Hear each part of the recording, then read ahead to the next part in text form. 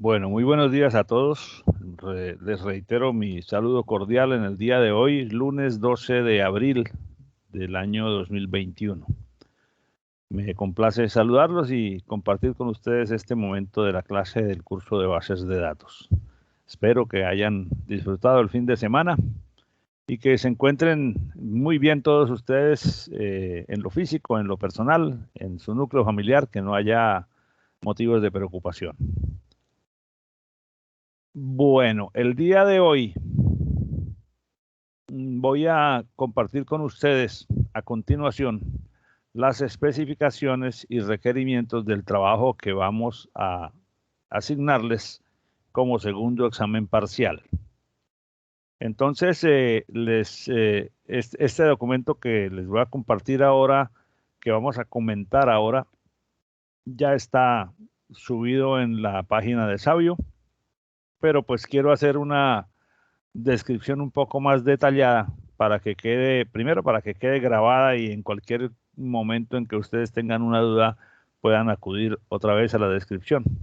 Y segundo, para que en la medida de lo posible todos tengamos claros los criterios y los mecanismos con que se va a valorar este trabajo. Entonces voy a compartir mi pantalla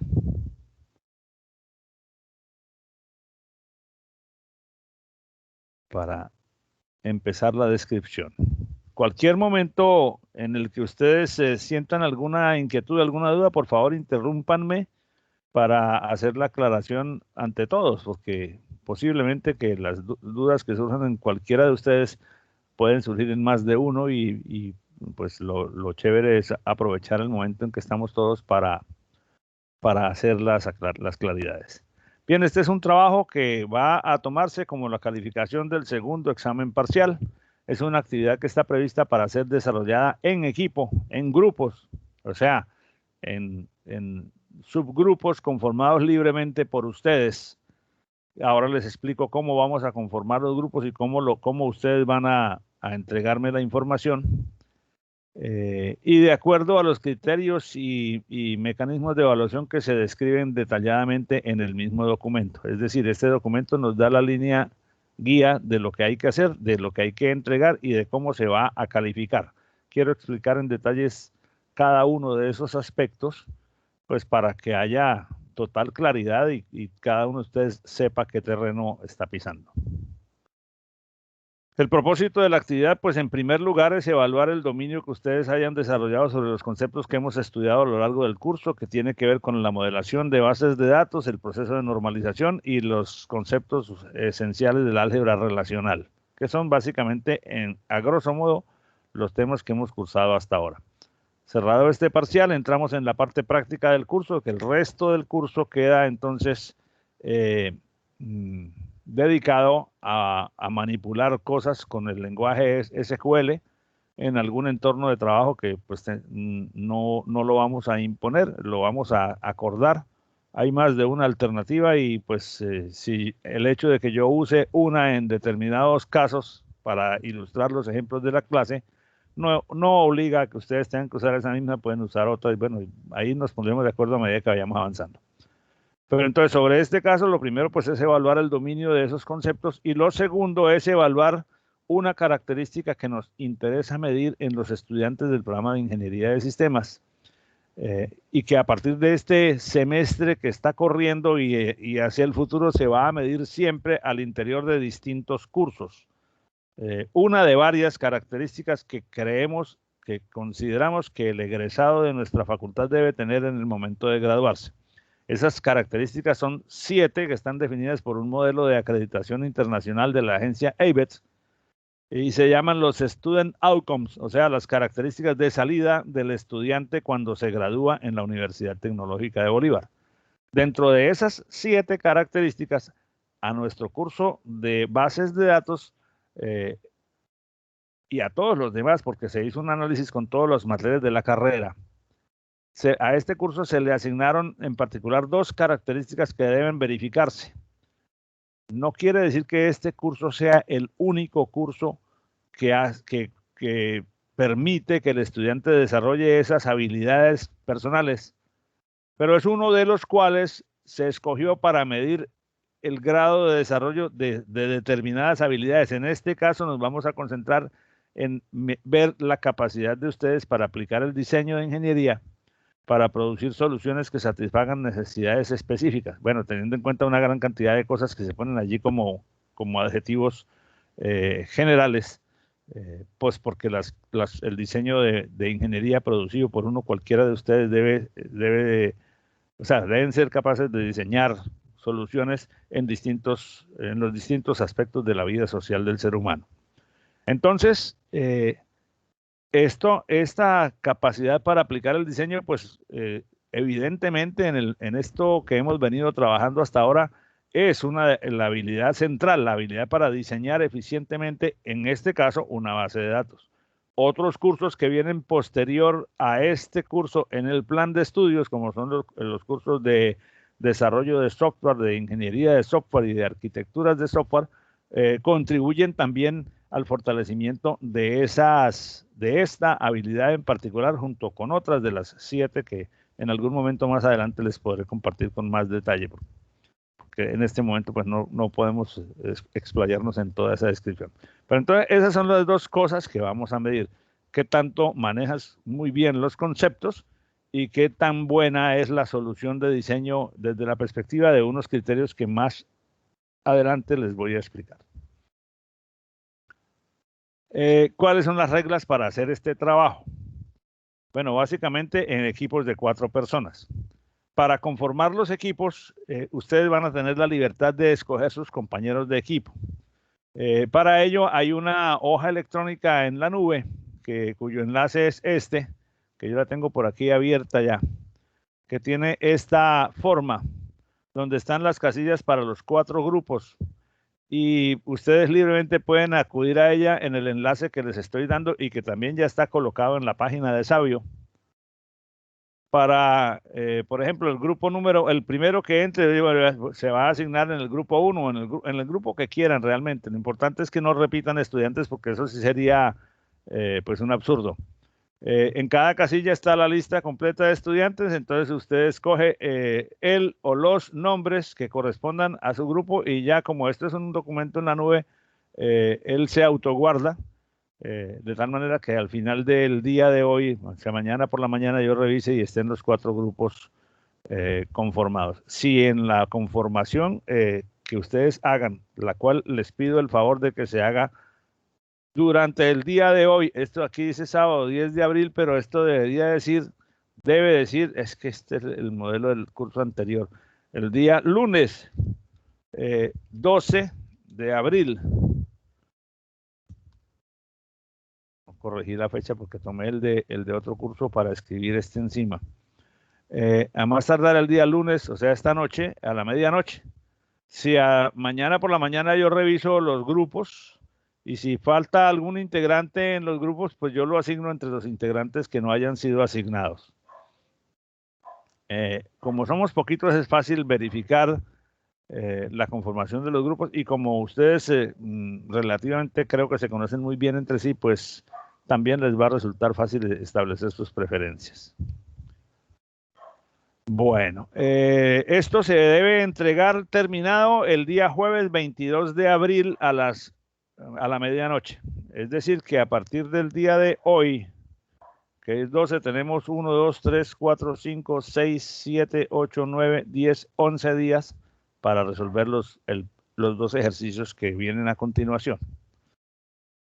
Como se trabaja en grupo, pues ustedes tendrán que definir por su propia cuenta y a su libre entender las estrategias de trabajo, las cuotas de trabajo por cada integrante, pero al final cada grupo entrega el entregable no es individual, sino es un entregable por cada equipo de trabajo.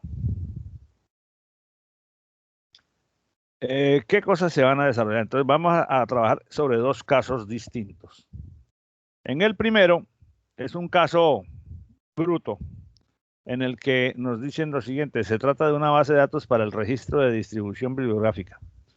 Dice así el caso: dentro de sus estrategias de mercadeo, es usual que las empresas editoriales suministren ejemplares de libros con la denominación de muestra bibliográfica ejemplares de cortesía, a los profesores de las instituciones educativas, con el fin de que ellos los evalúen y eventualmente puedan adoptarlos como libro guía en los cursos. Es una estrategia de mercadeo que las editoriales hacen tanto a nivel escolar como a nivel universitario. Cuando los agentes de ventas de las editoriales llegan a la institución y se entrevistan con los profesores y les muestran los últimos productos. Si usted está dictando un curso de procesamiento numérico, entonces, mire, profesor, tenemos este libro que salió hace algún tiempo, esta es la última edición, reviso, se lo entrega como una muestra gratis, muestra para evaluación, con el fin de que el profesor lo vea, lo revise y si le parece interesante, diga, oye, este libro lo podemos tomar como texto guía para nuestro curso. A nivel escolar y a nivel de secundaria, eso impacta pues las listas de útiles que la institución después le pide a los padres de familia que compren para sus hijos al empezar el año lectivo. Ahí hay, además, en ese caso, pues median otras cosas que no están descritas aquí, porque con los colegios, las editoriales hacen compromisos, se hacen acuerdos, le entregan cosas al colegio o le patrocinan habilitar aulas con equipos o cosas, y en contraprestación la institución decide utilizar los libros de la editorial como herramientas de trabajo. Bueno, ese es, digamos, es el concepto teórico de la situación. Entonces, en la librería Suman Ciencian, que ha abierto operaciones en Bolívar, se lleva un registro manual en una hoja electrónica, en la cual se anotan todas las muestras bibliográficas, es decir, los libros que sus vendedores han entregado a los profesores en distintas instituciones, pero lo llevan en un registro manual en una hoja electrónica. Permítanme, voy a la carpeta del curso.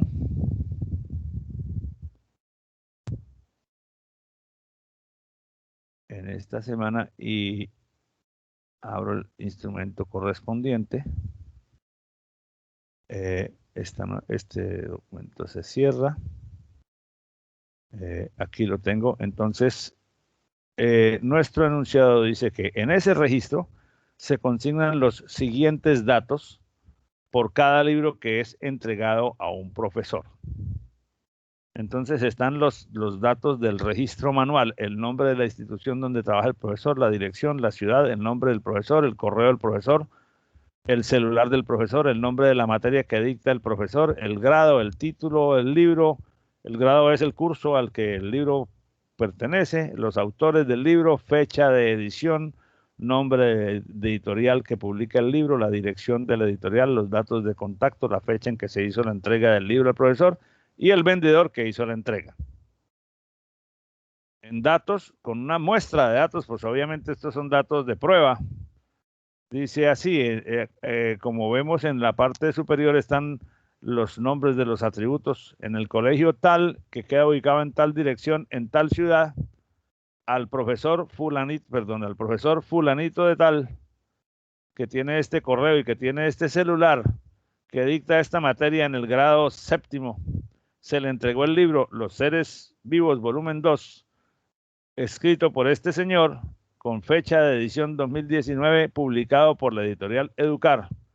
Los datos de dirección de esa editorial son esta dirección, esta ciudad, este país, este teléfono. El contacto en la editorial es el señor fulanito de tal, con este correo y este teléfono. Ese libro le fue entregado a ese profesor en esta fecha y fue entregado por este vendedor. Como vemos, pues ahí, esta es una muestra pequeña de datos. Tenemos aquí varias instituciones. Obviamente cada institución, por ejemplo, el colegio, cualquiera de estas, vamos a escoger la primera, pues tiene aquí sus datos consistentes. Bueno, aunque hay alguna inconsistencia en la forma como los han escrito en el registro, pero bueno, ustedes ya saben cómo resolver ese problema, etcétera. Entonces, esta hoja electrónica de Excel tiene como único propósito que ustedes puedan ver la forma de los datos como los está llevando esa librería en este momento, que es un registro manual, que como se puede ver tiene varias tipologías de información, varias categorías de datos allí revueltas en un solo en un solo instrumento, y que pues a la luz de la teoría y de la metodología estudiadas en este curso, pues merecerían una mejor organización. Entonces, ese archivo se suministra como ejemplo. Aquí están pues básicamente los nombres de los atributos que están en la tabla que acabamos de ver. Considerando que ese registro manual constituye una base de datos rudimentaria, no normalizada, ¿qué deben hacer ustedes? Primero, con base en la información suministrada, plantear un diseño conceptual de bases de datos para ese caso, es decir, un modelo entidad-relación, un diagrama entidad-relación que es el modelo conceptual, el inicial, paso 1, antes de llegar a la descripción específica de las tablas. Ese modelo entidad-relación, pues con base en la información suministrada y en el criterio de diseño que ustedes como equipo agreguen. A partir de ese modelo se puede proponer ya un modelo relacional detallado en tablas con nombres y atributos específicos que van a servir después para una implementación. Pero el primer paso pues es entregar el modelo entidad-relación. Especificar en ese modelo pues las relaciones que existan entre una entidad y otra, indicando para cada una de ellas cuál es su cardinalidad. Es decir, pero además por cada relación les pido que digan qué es la relación. O sea, cuando usted dice, por ejemplo, vendedor entrega libro, si se trata de una entidad libro y una entidad vendedor, la relación entrega, la que está en el rombito, ¿qué significa? ¿Cuál es la lógica que la describe? ¿En qué consiste? ¿Por qué es necesaria? ¿Y qué cardinalidad tiene? Hacer estas dos cosas por cada una de las relaciones que aparezcan en el producto del numeral 1. En tercer lugar, pues no normalizar el modelo de datos hasta llevarlo a la tercera forma normal. Se requiere entonces que presenten el modelo de datos como quedó en la primera forma normal, como quedó en la segunda y como quedó en la tercera. En cada una de esas tres etapas,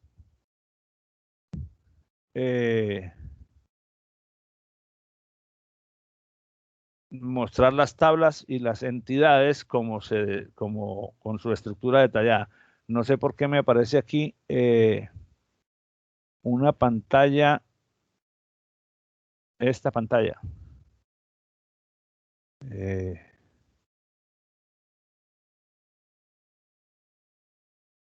¿Alguno de ustedes compartió su pantalla? No. Qué cosa extraña. Nunca me ha salido algo así. ¿Me están escuchando? Sí, profe. Ahí parece que está compartiendo. ¿Alguien estaba compartiendo la imagen?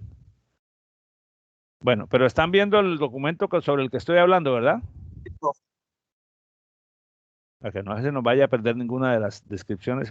Entonces, aquí son tres cosas: el diagrama entidad-relación, la descripción de las relaciones entre entidades bien detallada y cómo quedaría el modelo después de pasarlo a la primera forma normal, a la segunda forma normal y a la tercera forma normal. Ahí básicamente pues es describir cómo quedan las distintas relaciones, las distintas entidades, las distintas tablas, como se les quiera llamar, con un nombre y con una descripción de campos. Entonces, el entregable para eso pues es el documento escrito que contiene los tres productos solicitados. Les voy a pedir que escriban ese documento de acuerdo a las normas APA de presentación de trabajos escritos. Yo no escribí aquí, no metí aquí toda la norma porque eso está disponible fácilmente en cualquier sitio en internet. O sea, ustedes consulten, si no las conocen, que creo que ya las deben conocer porque seguramente las han usado antes, fácilmente las pueden ubicar en cualquier lugar de internet pidiendo esto, normas APA de presentación de trabajos escritos. Ese es el primer punto y es la mitad del trabajo. El segundo punto, que es la otra mitad, es el siguiente. Suponga que el modelo relacional de la base de datos de ventas, o sea, esta base de datos que les voy a mostrar representa, ya es un modelo relacional normalizado de un almacén de cadena con varias sucursales y tiene varias tablas. Permítanme, voy a disminuir el zoom para que vean el muñeco completo y ahora vamos a describir una por una estas entidades. La tabla artículos tiene una tupla, o sea, cada tupla de esa tabla contiene los datos de cada uno de los artículos que el almacén comercializa. De cada artículo se conoce el código, el nombre, la cantidad que existe en el inventario, el costo unitario y el precio de venta. Otra tabla que se llama ciudades tiene el código de ciudad y el nombre de ciudad y son las ciudades en donde la cadena opera. Otra tabla que se llama clientes tiene el documento de identidad de cada cliente, los apellidos, los nombres, la dirección, la fecha de nacimiento, el teléfono y el código de la ciudad donde el cliente reside. Obviamente este código de la ciudad aparece como clave foránea porque debe ser uno de los códigos de ciudad de interés para el problema. Sucursales son la lista de las sucursales que la cadena de almacenes tiene, o sea, porque en una misma ciudad puede haber varias. Entonces, como por ejemplo la Olímpica, que tiene varios almacenes en cada ciudad donde opera, no uno solo. Entonces aquí aparecerá un código para la sucursal, un nombre para la sucursal y el código de la ciudad donde está instalada.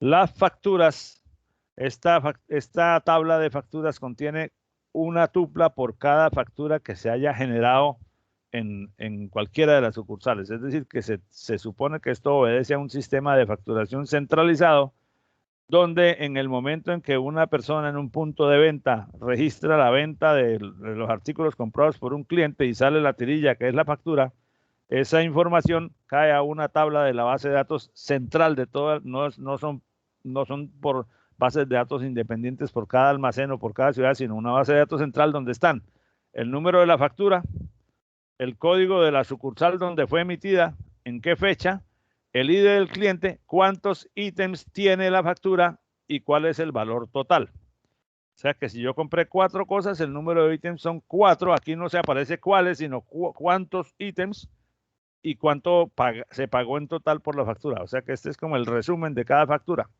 Y hay otra tabla que se llama detalle de factura, en donde está el detalle de las cosas que integran cada una de las facturas que se emiten a cada uno de los clientes que compran. Entonces, hay un total de tuplas aquí, igual, si aquí, por ejemplo, en factura decía que la factura 1001 tenía 10 ítems, entonces aquí aparecerá la factura 1001 con el ítem 1, 2, 3, 4, 5, 6, 7, 8, 9 y 10 tuplas, y en cada una de ellas, ¿cuál es el artículo? Cuántas unidades compró el cliente y cuál es el valor de venta del artículo en cuestión. O sea que en esta tabla, la clave completa de la tabla, como lo dice aquí, está compuesta por la clave primaria de la tabla. Está compuesta por el número de factura y el número de ítems. O sea, con un número de factura y sabiendo cuántos ítems tiene, entonces puedo buscar con ese mismo número de factura el ítem 1, 2, 3, 4 hasta el N, dependiendo de los que aparezcan aquí, para precisar específicamente a qué artículo se refiere ese ítem. Esa es la descripción de las, en este caso, 6 entidades de la base de datos. ¿Qué vamos a hacer con ellas? Se supone que este modelo ya está listo para ser implementado. Entonces, lo que se les pide hacer a ustedes es lo siguiente: revisar el esquema, o sea, revisar ese modelo relacional que está puesto allí para asegurarse que está normalizado correctamente. Si encuentra algún detalle que no esté normalizado o si cree que es necesario cambiarle nombres a los atributos, pues usted puede perfectamente modificar el esquema, modificar los nombres de los atributos e indicar por qué. ¿Por qué encontraron que era necesario hacer eso? Si le hacen alguna modificación, entonces, pues, y dependiendo pues del grado de modificación, deben entregar el esquema completo modificado. Si usted encuentra que no es necesario modificarle nada, entonces diga, pues yo encontré esto, ya, entonces explique, dice que no y dice por qué no modifica nada. Bueno. En segundo lugar, sobre ese esquema se les pide escribir expresiones de álgebra relacional para que retornen los resultados que se piden a continuación. cada expresión debe documentarse con la explicación respectiva. Primero, una expresión que produzca el listado total de los números de factura emitidos, cada uno con el nombre de la sucursal correspondiente. La factura tal en tal sucursal, la factura tal en tal sucursal, o sea, esos dos columnas de datos.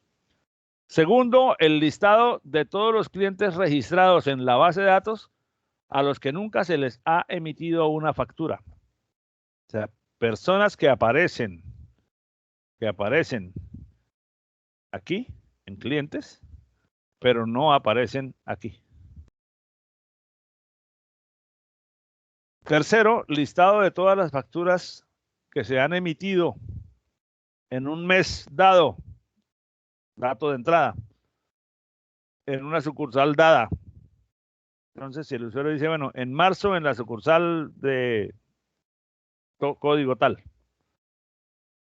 listado que contenga el documento de identidad, los apellidos y los nombres de cada cliente registrado, junto con los números de factura que han sido emitidas a su nombre. A fulanito de tal se le imprimieron estas facturas. A sutano estas otras facturas. Es decir, cada cliente con todas las facturas que aparezcan para él en el sistema de base de datos. Y conociendo 3 sucursales al azar, X, Y, Z, 3 datos de entrada, generar los apellidos, los nombres y el teléfono de todos los clientes que han hecho alguna compra en cualquiera de esas 3 sucursales. Obviamente, si un cliente ha hecho compras en esta sucursal y también en esta, debe aparecer una sola vez porque es el mismo cliente. Esas 5 respuestas, entregarlas en un documento que contenga pues, las expresiones relacionales de las 5 consultas, también pues con las normas de presentación ABAP. O sea, es el mismo documento, solo que tiene pues 2 partes, la parte de la solución del primer problema y la parte de la solución del segundo problema. Bien, eso es lo que hay que hacer. En la medida, si ustedes tienen alguna duda o si se les produce alguna duda ahora o más adelante, pues estoy atento a resolvérselas. Ahora bien, ¿cómo vamos a calificar el tema, el trabajo? Vamos a aplicar este criterio de calificación. La calificación puede estar de 0 hasta 5, obviamente, como es el reglamento nuestro, pero los rangos los vamos a calificar o los vamos a entender de la siguiente manera. Si se obtiene una calificación entre 4, 5 y 5, es excelente. Entre 3, 5 y 4, 4 es una calificación buena. Entre 3 y 3.40 es aceptable y menos de 3 se considera insuficiente. ¿Cómo se va a medir? Bueno, vamos a valorar 3 indicadores. Primero, la capacidad del grupo para definir el problema y plantear una estrategia efectiva de diseño. Segundo, la capacidad para desarrollar un diseño apropiado, detallado, que considere todas las posibilidades. Y tercero, la capacidad para considerar restricciones realísticas. Esas son 3 definiciones, digamos, teóricas del modelo de acreditación de ABET. Pero en concreto, cada una de ellas se traduce en que vamos a mirar el trabajo de la siguiente manera. En el primer indicador de desempeño, vamos a considerar que su trabajo es excelente si el modelo conceptual, su diagrama entidad-relación que entregó está completo, es correcto y está perfectamente documentado. Obviamente ahí puede haber muchos casos, varios de ustedes que cumplan con eso. El que mejor cumpla tendrá más al 100%, pero en general pues son notas entre 4, 5 y 5 para quienes tengan eso debidamente completo. Entre 3, 5 y 4, 4, cuando el modelo conceptual que entregues está bien definido en general, pero puede tener algunos pequeños defectos, como que, por ejemplo, no estén completas las relaciones, o no estén descritas todas las relaciones, o le falte algunas cosas, pero que en general no afectan la validez del modelo. Entonces, por eso no es excelente, pero es muy bueno, o es bueno. Será aceptable cuando el modelo le faltan muchas cosas, se acerca al desarrollo de un modelo completo, pero le faltan partes o le falta claridad, o las relaciones o las entidades entre ellas no están claramente delimitadas en su totalidad. O sea, cuando el trabajo le falta una parte para ser considerado bueno, pero no es tan incompleto como para ser considerado malo. Y será insuficiente si el modelo que entregues, y todo esto se refiere al diagrama entidad-relación, si el diagrama tiene muchos errores, le faltan la mayoría de las cosas, es decir, si lo que entrega es menos del 60% de lo que se debería entregar, o si simplemente no se entregó. El segundo indicador, entonces vamos a centrar el análisis con la misma óptica que acabamos de ver, pero sobre el modelo relacional normalizado, sobre el diseño relacional normalizado, o sea, el segundo punto de la primera parte, que tiene que ver con que esté completo, correcto, claramente documentado, y en ese caso será calificado como excelente. Si satisface todos los requerimientos, pero podría ser mejorado en algunos aspectos o le faltó describir eventualmente algún par de detalles en una tabla, o una tabla se podría haber normalizado un poco más de lo que la dejaron. Dependiendo de qué tan grave sea o sea, de qué tantas sean las imperfecciones con respecto al ideal, pues estaremos entre 3.5 y 4.40. Si no está completo, o sea, si entregan un modelo relacional incompleto o con errores en la definición de las entidades, pues entonces dependiendo de la gravedad, si lo que está bien supera al menos el 60%, entonces pues va a tener una calificación aceptable. Y si no, pues va a tener una calificación insuficiente. Y el tercero, que tiene que ver con las restricciones, entonces lo vamos a centrar, este tercer indicador lo vamos a centrar sobre las expresiones del álgebra relacional en el segundo modelo. Las relaciones entre entidades están completas, sí,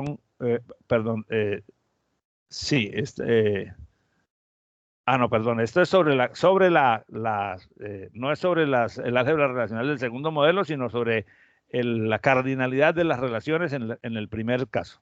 Entonces, todo este criterio aplica al caso número 1, que es el caso en el que estamos evaluando la habilidad de diseño, que es el student outcome que nos interesa medir en esta actividad.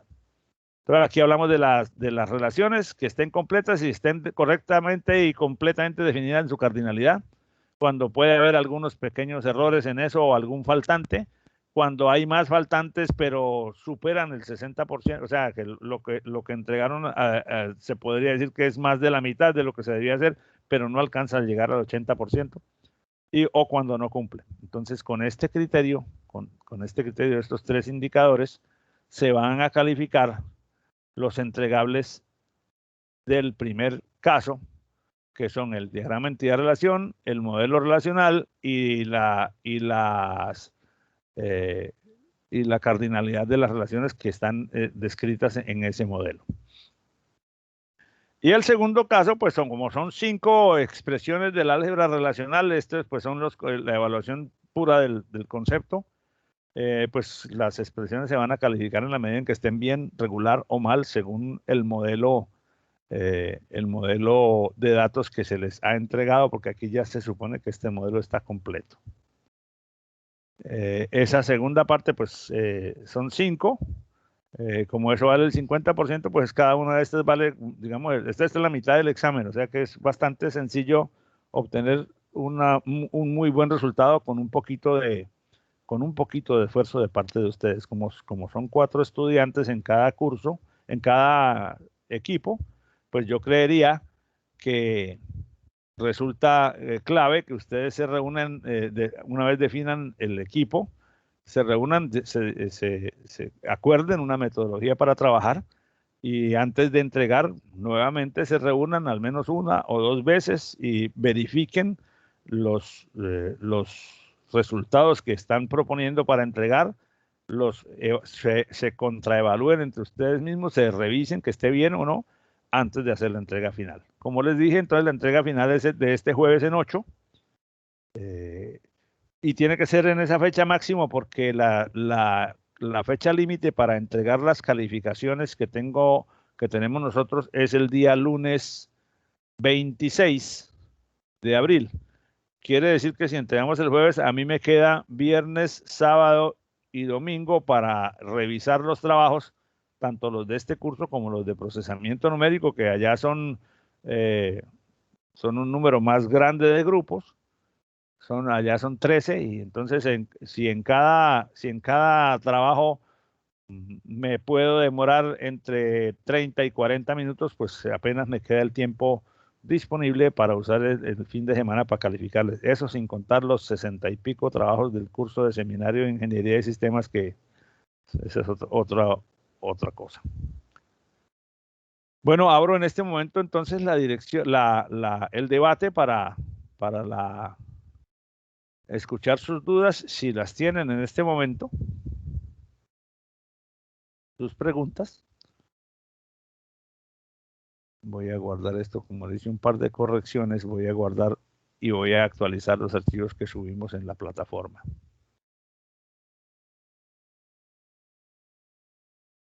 Bien, si no hay inconvenientes, si no hay preguntas o dudas, pues entonces queda en sus manos la realización del trabajo. No quiere decir que no sé, que si surgen dudas más adelante, me las hacen inmediatamente, me las hacen conocer, me las pueden enviar por el WhatsApp del grupo si consideran que es una duda interesante o que les parece que vale la pena o que está bien que los demás la conozcan, o me escriben en privado, como ustedes deseen, según sean las necesidades específicas.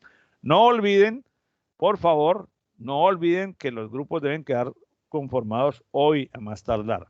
Yo mañana en la mañana reviso la página nuevamente y los grupos que no estén completos, pues yo los organizo con los estudiantes que no hayan sido asignados en ningún grupo. ¿Por qué necesito eso? Porque para poder crear la actividad en Sabio, el enlace donde ustedes van a subir posteriormente la tarea, yo tengo que decirle en el momento de la creación que se trata de una actividad en grupos y tengo que haber creado en Sabio los grupos con los estudiantes y el agrupamiento, lo que Sabio llama el agrupamiento, para poder decirle a Sabio, esta actividad va a ser con estos equipos de trabajo. Eso sirve para que Sabio controle, por ejemplo, que solo uno de los estudiantes entregue y eso le aplique a los 4 integrantes, y algunas otras cosas en el sentido de aplicar después la rúbrica de calificación, porque Sabio nos facilita un poco el trabajo si la información está correctamente organizada. Si no, pues entonces vamos a tener más inconvenientes.